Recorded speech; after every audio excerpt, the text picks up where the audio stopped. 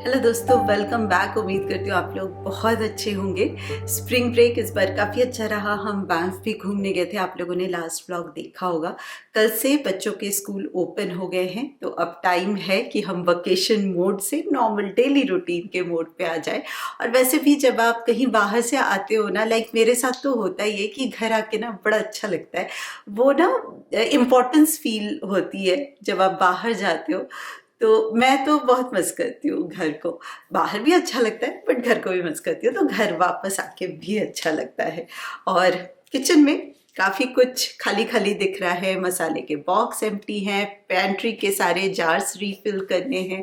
Like मेरे साथ साथ मुझे लग रहा है किचन भी ना वेकेशन मोड में चिल कर रहा है, तो इसमें भी अब जान डालनी है, इसको भी डेली रूटीन मोड में लाना है। तो यस, पैंट्री में जब सब कुछ ऑर्गेनाइज रहता है, मसाला बॉक्स फिल रहता है, सारे अप्लायंसेस क्लीन रहते हैं, और भी ऐसी छोटी छोटी चीज़ें होती है ना हमारे किचन में, जिसके हेल्प से हम डेली रूटीन को इजी बना पाते हैं। तो जब ये सारी चीज़ें अपने ठिकाने पे होंगी, फिर खाना जल्दी बनेगा, टेस्टी बनेगा और स्ट्रेस फ्री होगा।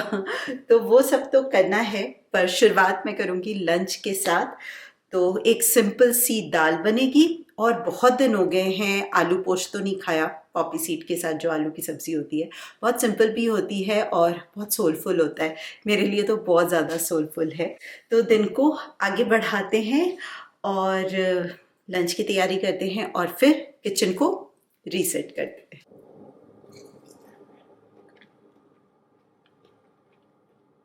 काफ़ी अच्छा है, बहुत मीठा हो गया है। एक दो दिन पहले कॉस्को से लेके आए थे, और मैं वेट कर रही थी कि थोड़ा सा सॉफ्ट हो जाए फिर इसको कट करेंगे। तो हाफ कट करके मैंने और अनुज ने खा लिया है, और हाफ छोटे छोटे पीसेस में कट करके फ्रिज में रख दिया है कि बच्चे स्कूल से आएंगे तो खा लेंगे। पूरा रखो ना तो फ्रिज का बहुत ज़्यादा स्पेस चला जाता है, बाहर तो रख ही नहीं सकते। तो यस, जब भी मैं कट करके रखती हूँ तो मोस्ट ऑफ द टाइम यही होता है कि वो जल्दी से फिनिश हो जाता है। मॉर्निंग में मैंने ये मसूर दाल भिगो के रख दी थी। इसमें थोड़े से ड्रम स्टिक्स भी ऐड करने वाली हूँ। ये फ्रोज़न ड्रम स्टिक्स है, बट मॉर्निंग में ही मैंने फ्रीज़र से निकाल के रख दिया था। थोड़ा सा नमक और हल्दी।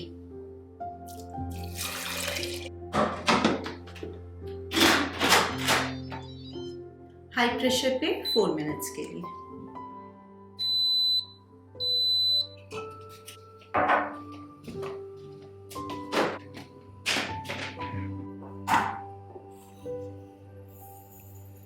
पहले मैं पॉपी सीड को ड्राई पीस लेती हूँ, उसके बाद मिर्ची ऐड किया है, और फिर पानी डालेंगे और स्मूथ सा पेस्ट बनाएंगे। सरसों के तेल को अच्छे से गरम कर लिया है, और इसमें डालूंगी थोड़ी सी कलौंजी, हरी मिर्च, और आलू को छोटे छोटे पीसेस में कट कर लिया था।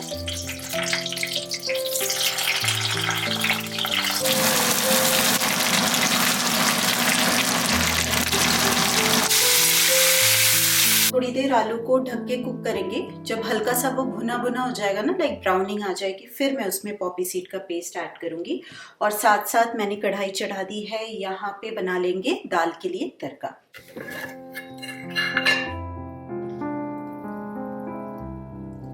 घी में तड़का लगा रही हूँ मैं। इसमें डालूंगी करी पत्ता, सूखी मिर्च और मस्टर्ड सीड।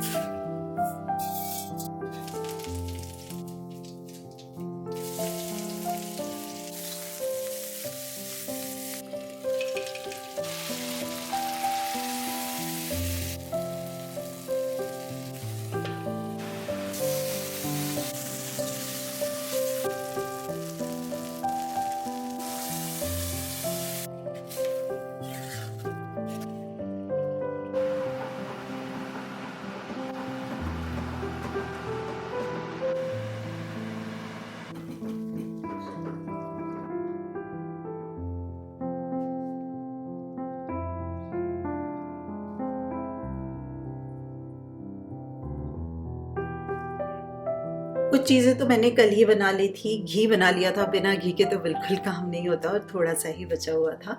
और बच्चों के लिए स्नैक्स, तो स्कूल ओपन होते ही उनको स्नैक्स की ज़रूरत पड़ती है, और ग्रेनोला बार और मफ़िन ये दोनों का ही फेवरेट हो गया है। ग्रानोला बार केश नहीं लेके जा पाता क्योंकि नट्स होते हैं ना उसमें, तो उसके स्कूल में अलाउड नहीं है, बट केशा ले जाती है, उसके स्कूल में अलाउड है। बट मफिन्स में बनाती हूँ ब्लूबेरी मफिन्स, तो दोनों ही स्कूल लेके जा पाते हैं, तो वो चीज़ करके कल ही रख दी थी। अभी मुझे मसाले बनाने हैं, तो मोस्टली जितने भी पाउडर मसाले हैं वो मैं घर पे ही बनाती हूँ। तो जीरा पाउडर, धनिया पाउडर, गरम मसाला पाउडर, और धनिया पाउडर मैं सबसे ज़्यादा यूज़ करती हूँ। मुझे बताना आपके किचन में सबसे ज़्यादा कौन सा मसाला यूज़ होता है। मैं धनिया पाउडर बहुत सिंपली बनाती हूँ। धनिया लिया, मिक्सर ग्राइंडर लिया और पीस लिया, दैट्स ऑल। जीरा पाउडर के लिए मैं जीरे को ज़रूर से रोस्ट करती हूँ, फिर ठंडा करके फिर पीसती हूँ, एंड सेम गरम मसाले के लिए भी।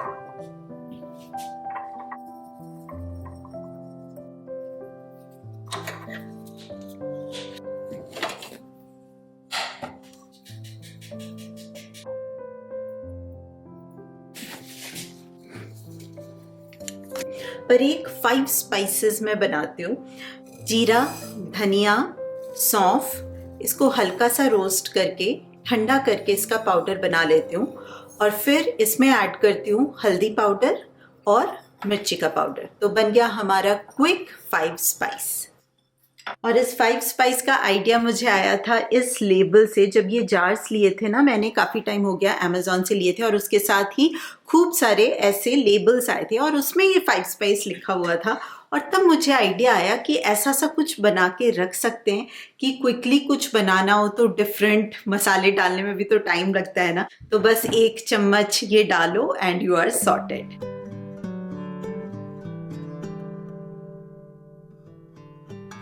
Perfect amount.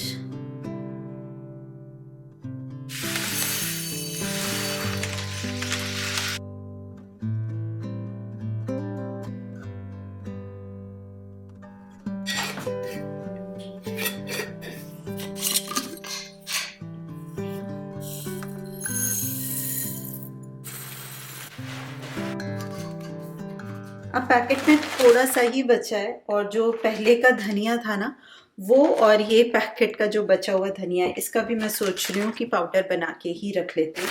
अब इतना सा कहाँ स्टोर करिए।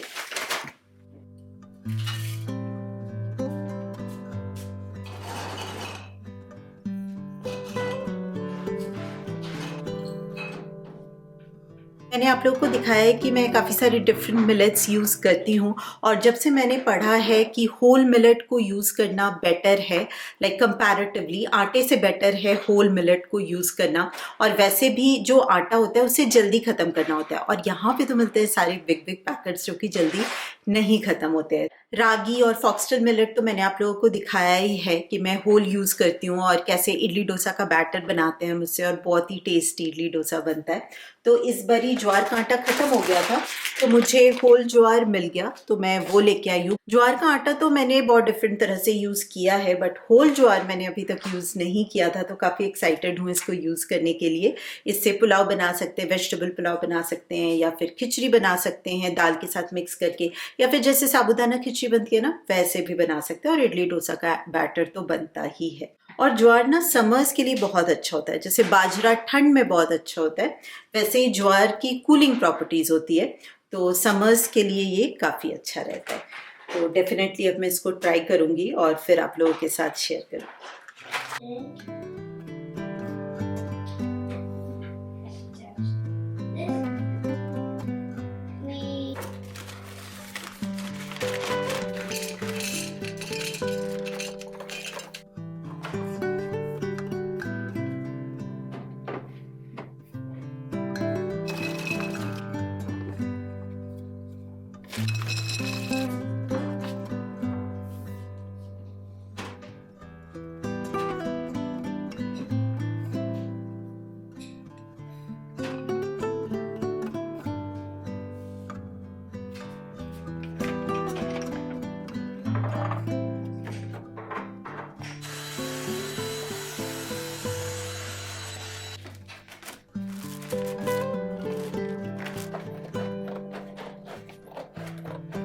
इस वाले स्पाइस ड्रॉर में ना लाइनर नहीं लगा हुआ था, तो जब भी ड्रॉर को ओपन करती थी या बंद करती थी तो ये सारे बॉटल्स, उसके ऑर्गेनाइजर्स हमेशा ही हिलते रहते थे और बॉटल्स गिरते पुड़ते रहते थे इधर उधर।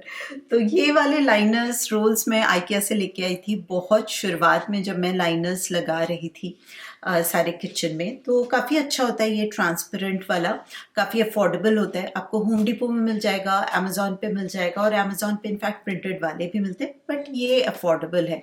मान लो आपको पूरे किचन में लगाना है तो प्रिंटेड लेना उतना अफोर्डेबल नहीं होगा, और हर जगह ना प्रिंटेड अच्छे भी नहीं लगते।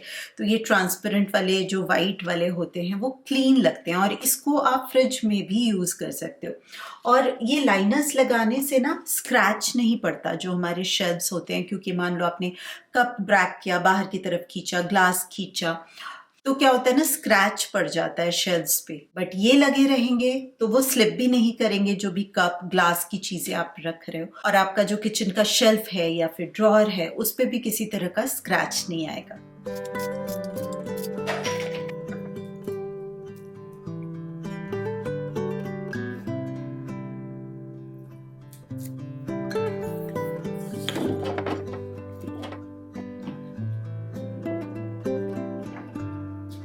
Spinning, and then this makes this spin that goes to here to here, and then it's going all the way to this wheel that's making this spin to make the rocket spin. Very nice. ये car का लेगो था set, कोई car बनाना था, but केयुष के पास बहुत सारे car हैं लेगो वाले। बर्थडे पे उसको काफी सारे लेगो मिले थे, तो कार वाले लेगो से उसने रॉकेट बना दिया। और स्पिन कर रहा है, ये नीचे से टर्न कर रहा है और ये स्पिन कर रहा है। आज है नेक्स्ट डे।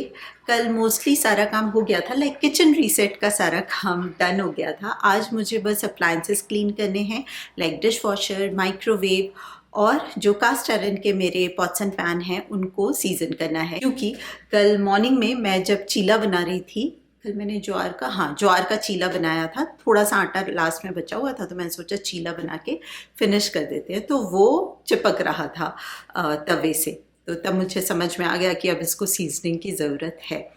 पर उससे पहले एक छोटी सी स्टोरी टाइम मैं लेके जाती हूँ आपको मेरे स्कूल डेज में। ग्रेड 5 या 6 में थी मैं। तो जिनको नहीं पता, मैं मुजफ्फरपुर से हूँ, और पास में मुजफ्फरपुर की काफ़ी फेमस जगह है नालंदा। तो हम गए थे पिकनिक पे, स्कूल की तरफ से हमें पिकनिक पे लेके जाया जाता था। तो 1 डे ट्रिप था।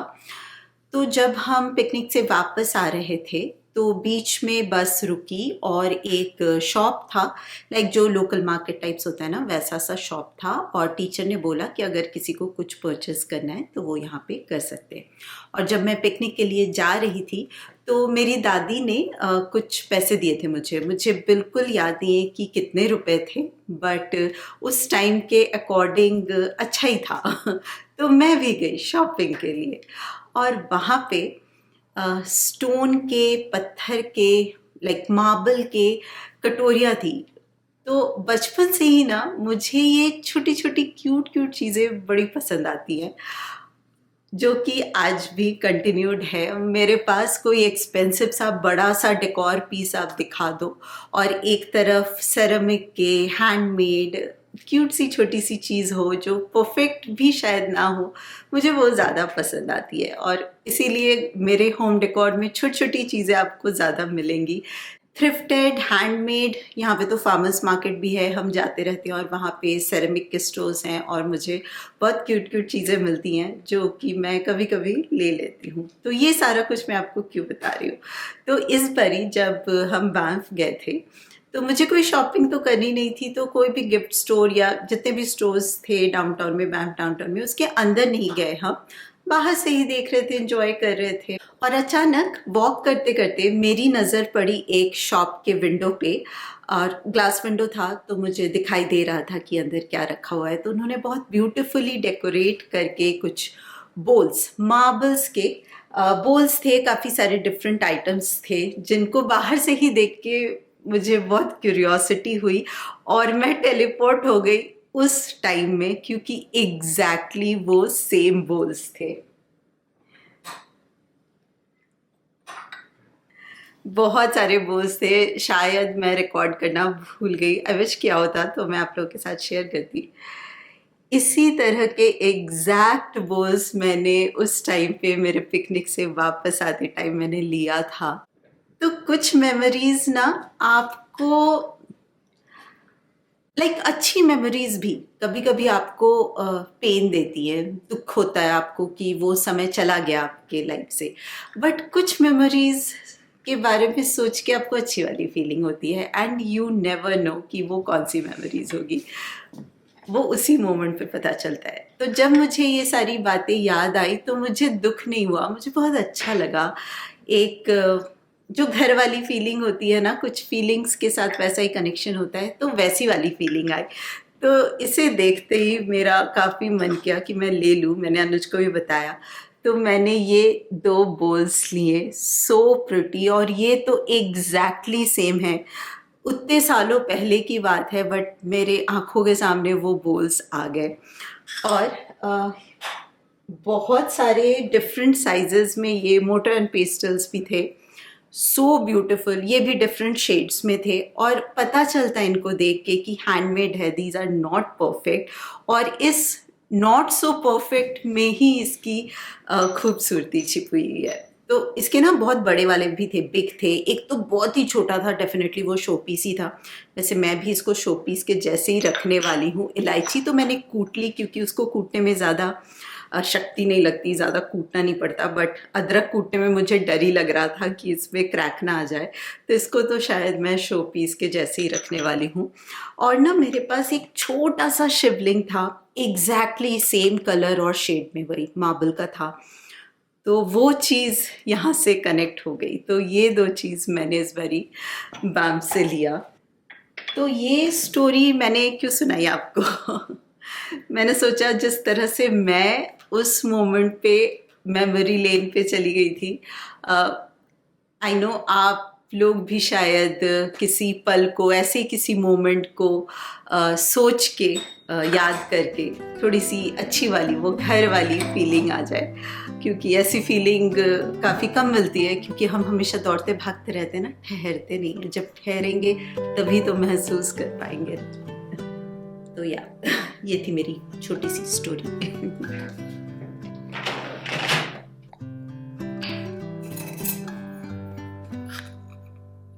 टाइम टू टाइम डिशवॉशर को क्लीन करना बहुत ज़रूरी है। 15 डेज में या फिर 1 मंथ में एक बारी तो ज़रूर करना चाहिए, डिपेंडिंग कि आप कितना यूज़ करते हो। तो मैं ट्राई करती हूँ कि 15-20 डेज में एक बारी एम्प्टी साइकिल चला दूँ। वैसे डिशवॉशर को साफ़ करने के लिए अलग से पॉट्स भी आते हैं, क्लीनिंग पॉट्स, बट मैं कभी यूज़ नहीं करती जितना कम केमिकल यूज़ किया जाए। तो जनरसली मैं बेकिंग सोडा ऐड करती हूँ, और छोटा सा ग्लास लेती हूँ, उसको विनेगर से फिल कर देती हूँ, और सबसे ऊपर वाले रैक में रख देती हूँ, और एम्प्टी साइकिल चला देती हूँ डिशवॉशर का। और जैसे ही साइकिल एंड होता है, तो उस टाइम पे गर्म होता है ना डिशवॉशर, स्टीम बना हुआ रहता है, तो तब आप साइड्स में जो रबर्स होते हैं उसके साइड्स के कॉर्नर्स को क्लीन कर दो, उसके बॉडी को क्लीन कर दो, तो बहुत अच्छे से इजीली, आसानी से क्लीन हो जाता है।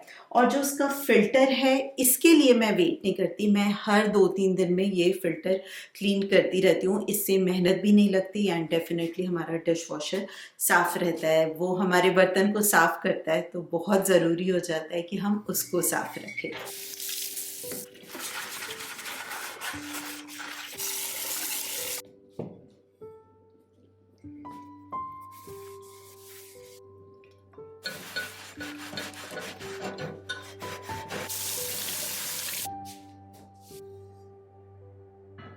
कास्ट आयरन के भी सारे पॉट्स एंड पैन को अच्छे से बेकिंग सोडा डाल के स्क्रब कर लिया है। बेकिंग सोडा डाल सकते हो या फिर सॉल्ट भी यूज़ कर सकते हो, सोप यूज़ मत करना। अगर आप नॉनवेज कुक करते हो तो काफ़ी बारी होता है कि स्मेल आता है, तो तब आप थोड़ा सा सोप यूज़ कर सकते हो। अच्छे से कपड़े से वाइप कर लेना है, पानी बिल्कुल नहीं रहना चाहिए। और फिर 15-20 मिनट्स के लिए हम इसको सीजन करेंगे गैस पे। ये लॉज का कास्ट आयरन है, तो ये अवन में भी हो सकता है, बट कभी भी मैंने अवन में इसको सीजन नहीं किया है, कुकिंग ज़रूर करी है। अब मैं बेकिंग के लिए यूज़ करती हूँ, पिज़्ज़ा एंड ऑल बनाने के लिए इसको डायरेक्टली आप अवन में भी डाल सकते हो, क्योंकि ये अवन सेफ होते हैं। बट हमेशा मैं सीजन ऊपर ही करती हूँ कुक टॉप पे। तो कोई सा भी तेल आप यूज़ कर सकते हो, सरसों का तेल ले लो, घी ले लो, बटर ले लो, और अच्छे से डाल के 15-20 मिनट्स के लिए लो फ्लेम पे इसको हीट होने दो। उसी तरह से इसकी सीजनिंग होती है और फिर ये बिल्कुल नया जैसा बन जाता है। तो चलिए दोस्तों, आज के इस ब्लॉग के लिए इतना ही। उम्मीद करती हूँ आप लोगों ने पसंद किया होगा और मैं आपसे मिलूंगी बहुत जल्दी। तब तक आप अपना खूब सारा ध्यान रखिए, खुश रहिए, keep smiling and as always keep making lots of wonderful memories.